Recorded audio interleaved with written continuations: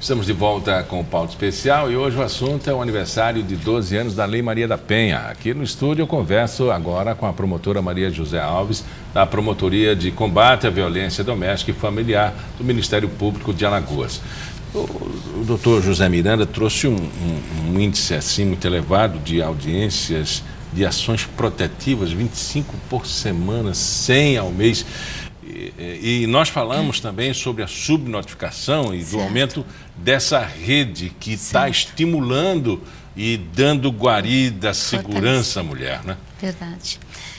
Isso é super positivo, a gente tem conversado bastante sobre isso, porque lamentavelmente não só a mídia, a imprensa, mas como as pessoas em geral, as próprias redes de atendimento, de enfrentamento à violência doméstica, quando acontece um crime, uma grande tragédia dentro do campo da violência doméstica, tendem a achar que as medidas protetivas de urgência não funcionam, que a Lei Maria da Penha não está atendendo às necessidades, que não adianta, mas adianta sim, porque se a gente pensar que em 100 casos, em 100 ações, 100 audiências de medidas protetivas de urgência, uma ou duas são descumpridas, nós teremos o quê? 98, 99 mulheres que puderam prosseguir as suas vidas. E a gente vê muito isso nas audiências. Muitas mulheres, mas a grande maioria dizem, após o deferimento das medidas, eu pude prosseguir minha vida, voltei a trabalhar, voltei a estudar, ele nunca mais me procurou. A grande maioria dos agressores,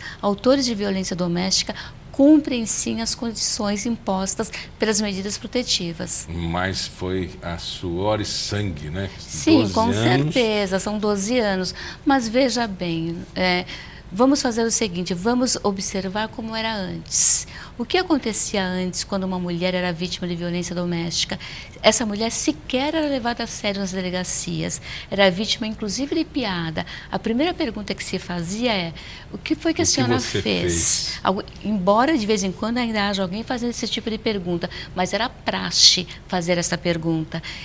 Ia-se o quê? O homem pagava cesta básica, voltava a conviver com essa mulher, porque muitas vezes a própria família obrigava esta mulher a voltar para casa, principalmente as mulheres casadas, porque o casamento era indissolúvel e agora você está sob a guarda e a responsabilidade do seu marido. A Lei Maria da Penha veio preencher este vazio, esta lacuna, para dar certeza à mulher que, independentemente de ser companheiro, de ser marido, atual, ex, ou pai ou irmão, ela é sujeito de direito, dona de sua vida e ela pode decidir se quer continuar nessa relação ou não e ela pode decidir por si, entende? Então, assim, é por isso que eu faço tanta questão de trabalhar a Lei Maria da Penha dentro da esfera para o qual ela foi criada. Ela é uma lei que incide e que atua nos casos quando a violência doméstica tem por base o gênero. E é assim que tem que ser, porque foi essa lacuna que ela veio preencher. E a gente observa também com a evolução social, porque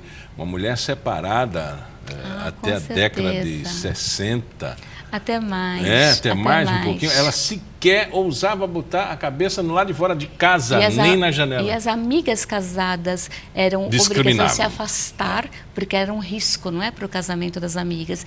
E olha, Miguel, e eu percebo, eu cheguei no Juizado da Violência Doméstica em setembro de 2013. Eu percebo uma diferença muito grande nas mulheres que chegam hoje, por conta de campanhas, mais empoderadas, por conta da mídia, com certeza. Mas eu sempre digo, a mulher, ela se autoempodera. A gente, enquanto sistema de direito, enquanto rede de atendimento, a gente cria oportunidades para essa mulher se empoderar. Porque nós não podemos tirar a mulher da guarida do homem e ficar sob a nossa guarida. Não é isso que nós queremos. Nós queremos que essa mulher se autoempodere e veja, há sim possibilidades de caminhar sozinha e ser senhora de seu destino. O doutor José Miranda falou da rede de atendimento e a senhora todo dia faz isso como prática, né?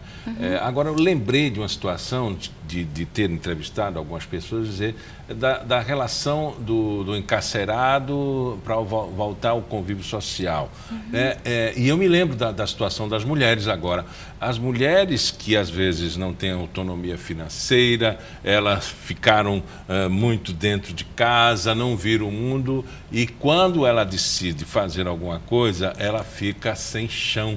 Então, acredito eu que um próximo passo, não é que já existe em algum lugar, seria por exemplo, cursos preparatórios, vida financeira, ensinar essa mulher a ser mulher e autônoma. Tá, mas vamos lá. Dentro da realidade, da nossa realidade da violência doméstica, do juizado da violência em Maceió e na minha promotoria, que quando eu vim aqui há um ano atrás era apenas uma, privativa exclusiva, hoje são 3, 38ª, 35ª e 43ª. A maioria dessas mulheres não dependem economicamente dos maridos, a grande maioria não. Até porque a nossa realidade é de muito desemprego, de muita exclusão social, de muitos homens dependentes de álcool e de droga também, é uma realidade, mas nós temos o programa Mulheres 1000, que você já deve ter ouvido falar. O programa Mulheres 1000, que acontece no Brasil inteiro e em muitos municípios de Alagoas, trabalha com mulheres vítimas de violência doméstica, fazendo o quê? Trabalhando para fomentar nessas mulheres cursos profissionalizantes para que elas tenham renda e, para além disso, também evolução do grau de escolaridade. Então, elas aprendem uma profissão e elas também voltam a estudar. Qual Isso é a maravilhoso. adesão ao programa? É muito boa, é muito positiva. Olha, eu fiquei encantada com o grupo de Mulheres 1000 de Paripueira. E mulheres de todas as idades, senhoras de 60 anos ou mais, jovens de 20 e poucos anos, mulheres que saíram do analfabetismo e que estão fazendo agora o ensino fundamental. Nós tivemos casos lá na violência doméstica, mulheres que foram para a faculdade, entendeu? Quer dizer, que quando eu as encontrei, eu realmente não as reconheci. Porque quando você recupera a autoestima, você se transforma não só o físico, o brilho no olhar de uma mulher que antes não acreditava em si, que era humilhada, que era espancada, que conseguiu sair disso e se realizar, isso não tem preço. E isso precisa ser... Por favor, a mídia precisa divulgar isso. A mídia divulga muito as tragédias, os assassinatos e tiram das mulheres que vivem a violência doméstica a crença de que podem mudar. Porque elas pensam o quê? Tá vendo? Não adianta, eu vou lá para quê? Eu vou denunciar para quê? Então, eu queria muito que a mídia também falasse do positivo, do que acontece, do que a Lei Maria da Penha trouxe e do que a gente, enquanto parceiros, porque é o Ministério Público, é o Judiciário, é a Defensoria Pública, são a OAB, são as redes de atendimento, são várias ONGs que trabalham com isso e que estão sim fazendo diferença na vida dessas mulheres e dessas famílias e da sociedade como um todo. Eu acho que a gente está aprendendo junto, né? Verdade. Quem tem problema, quem tem aquele problema como exemplo, quem tem aquele problema distante, mas tudo é um aprendizado. A imprensa está aprendendo a lidar com isso, mais 2 promotorias, mais 2 varas, enfim, o curso preparatório. E tudo isso é um aprendizado de 12 anos, né? Verdade. Antes não tinha nada. Somos todos responsáveis. Se uma mulher ser espancada e entrar na luta. Verdade. Né? Para criar todo esse movimento. Como a Maria da Penha fez, não é? Isso, como a e Maria que o da Penha Brasil foi fez. obrigado através das organizações internacionais. Agora, o outro estereótipo que a gente tinha, por exemplo, com a síndrome da imunodeficiência, que foi uma evolução, estereotipando, né? Esse processo também tem esse tipo de estereótipo. A gente pensa que violência doméstica é, por exemplo, uma contradição cultural, financeira, mas não é. Não. Tem todo um componente psicológico, dependência, tem tudo isso. Eu estava ouvindo a doutora em outra emissora e ela relatando que uma mulher muito inteligente, com seu emprego consolidada e tinha problemas em casa. Nós temos uma promotora de justiça, não do MP de Alagoas, de uma unidade ministerial do sul do país, não vou dizer qual, que tem um problema de violência doméstica. Porque a violência doméstica familiar contra a mulher, eu acho que ela é realmente democrática. Ela não escolhe nem credo, nem raça, nem cor, nem nível cultural ou socioeconômico. Acontece em todas as esferas, em todas as classes. Só que a gente tem um maior número dentro de uma classe que é menos privilegiada, porque dentro dessa classe o número de famílias, de pessoas também é muito maior. Basta a gente observar a pirâmide social, entende? E também porque nessas classes menos privilegiadas, as pessoas não têm vergonha de que a vizinha saiba, porque eles moram, principalmente quando moram em comunidades, onde aquelas pequenas vilas, todo mundo sabe que ela apanha, todo mundo sabe o que acontece, é a vizinha que chama, ouve, entendeu? Então, assim, ela não tem vergonha. Já alguém de uma classe, ou que está num cargo, porque pertence à classe social mais abastada, se envergonha e esconde, entende? Isso ficou evidenciado nesse último caso lá de Santa Catarina, que a mulher ficou 24 horas...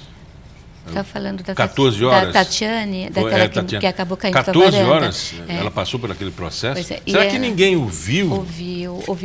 Uma grande amiga é a promotora, e ela está enfrentando algumas questões.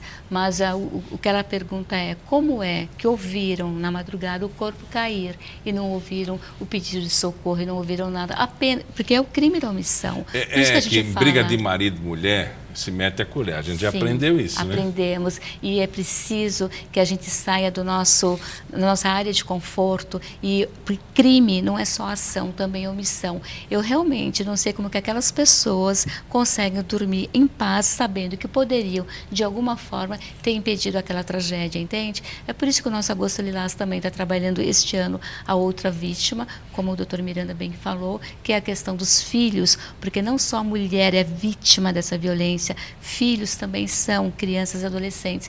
E o nosso olhar nessa campanha do Ministério Público deste ano é a outra vítima, é justamente crianças e adolescentes. Por quê? Porque se a gente não fizer nada, este adolescente ou esta criança que convive diariamente com essa violência, amanhã será um autor de violência doméstica. Nós precisamos fazer alguma coisa hoje e agora para mudar o que está aí. Bom, a campanha, ela tem uma data anual, tem uma cor anual, mas isso não significa dizer que amanhã tudo passou. Não, amanhã continua. É só um alerta. É como as campanhas de vacinação. Não tem a campanha agora contra o sarampo? Ora, é só um alerta, um chamado. Acordem. Isso tem que ter continuidade, é a mesma coisa. As campanhas são isso. A campanha às vezes as pessoas estão dormindo em berço esplêndido, só acordam quando acontece a tragédia de Tatiane, de Jéssica, de Joana Mendes. Não, tem que acordar todo dia. A violência acontece de segunda a segunda, às 24 horas do dia. E a gente tem que estar atento para isso, para fazer a nossa parte. Conversamos com a promotora de combate à violência doméstica e familiar do Ministério Público, Maria José Alves. Muito obrigado pela entrevista. Grata eu pelo espaço, obrigada. Pauta Especial fica por aqui. Voltamos amanhã, às 11h30 da manhã. Até lá.